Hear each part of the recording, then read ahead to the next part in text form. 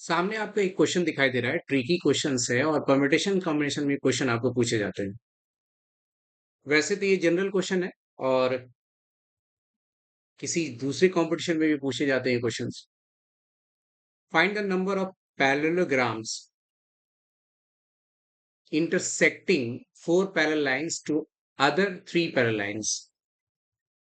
चार parallel line है M1 M2 M3 M4 और तीन दूसरी पैरेलल लाइन है इंटरसेक्ट कर रहा, मतलब काट रहा, उसको कैंसिल कर रहा है, कहीं इंटरसेक्ट कर रहा है। ये इसको कहते हैं पॉइंट ऑफ इंटरसेक्शन। तो कितने ऐसे पैराग्राम बनेंगे? तो आप गिन के भी बना सकते हैं इसको आप,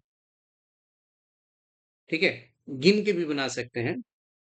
लेकिन परम्यूटेशन कन्वेंशन में एक फॉर्मूला पढ़ते हैं, उसके अकॉर्डिंग भी जा सकते हैं।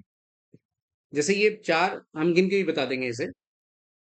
ये चार पैरेलल लाइन है तो आपको चार लिखना है। नंबर ऑफ पैराग्राम्स बनाने के लिए, नंबर ऑफ पैराग्राम्स बनाने के लिए आपको लिखना है फोर। चार पैरेलल लाइन और C2 ही लिखना है आपको। C मतलब कॉम्बिनेशन है, यहाँ इंटू करनी है आपको।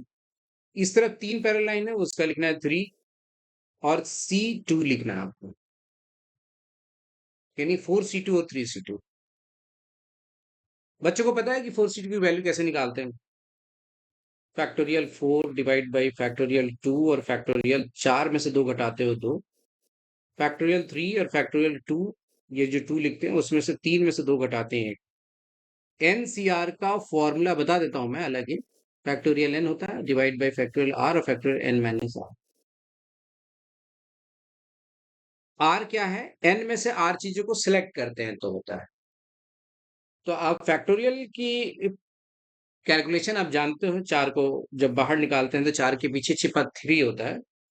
चार के पीछे छिपा बेटा 3 होता है, तो 3 को भी बाहर निकालते हैं तो आपको उसके पीछे दो दिखाई देगा और दो को छोड़ देंगे फैक्टोरियल में, इसे फैक्टोरियल कहते हैं। और ये फैक्टोरियल 2 और इंटू फैक्टोरियल 2, फैक्टोरियल 2 एक कैंसिल हो जाएगा और हर फैक्टोरियल 2 की वैल्यू 2 होती है, इससे कैंसिल होकर के ये 6 आ जाएगा इंटू।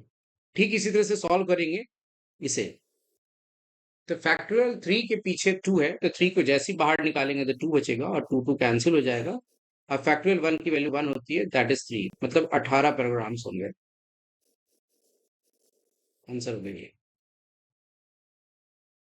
कई बच्चे की फास्ट कैलकुलेशन होती है, इसको समझने के लिए मैंने बताया कि हर लोग समझ सकते हैं इसे, जो भी आपको देखना चाहते हैं उससे भी समझ में आ जाएगा कि फैक्टोरियल सर क्या बोल रहे हैं। फैक्टोरियल की कहानी ये है कि चार के पीछे तीन छिपा होता है, तीन को बाहर निकालेंगे तो उसके पीछे, ठीक उसके पीछे क्यों में लगा है दो और इसके पीछे वन, बेटा ये लगातार वन तक ही जाएगा, यानी consecutive product of natural number होता है फैक्टोरियल, उससे आगे नहीं जाना आप।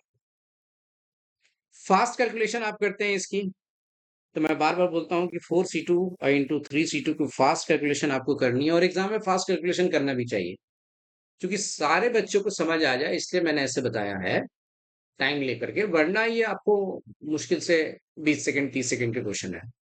4C2 को आप फास्ट कैलकुलेशन करेंगे तो नीचे जो दो है उतनी ही बार आपको मल्टीप्लाई की, जैसे 4 और 3 दो बार मल्टीप्लाई करना है, 4 के बाद आपको छोटी वैल्यू लेनी है 4 3, डिवाइड फैक्टोरियल 2 से डिवाइड करनी है, 2 है तो फैक्टोरियल 2 से डिवाइड करनी है, यहाँ पर 4C3 है तो फैक्टोरियल 3 से डिवाइड करनी है। ऐसे समझ लिए टेक्निक। और फैक्टोरियल 2 पता है कि आपको 2 होता है इंटू 3C2 है, इसका मतलब है कि 3 और 2, यानी दो बार मल्टीप्लाई करनी, 3 के बाद 2 ही होगा छोटा, और डिवाइड करना है फिर फैक्टोरियल 2 से। फैक्टोरियल 2 की वैल्यू 2 होती है, 2 2 कैंसिल, यहाँ भी 2 कैंसिल हो जाएगा। ये बेटा 6 into 3 divide is equal to 18। ये डायरेक्ट आप बना सकते हैं, यानी 4C2 की वैल्यू जल्दी से बच्चा जब लिखेगा तो 4 इंटू 3 डिवाइड बाई 2 लिखेगा, और 3C2 को जल्दी से लिखेगा तो 3 इंटू 3 डिवाइड बाई 2 लिखेगा, क्योंकि फैक्टोरियल की वैल्यू 2 होती है। ये कैंसिल, या 6 3 18 आ जाएगा फटाफट। Okay, thank you for watching this video.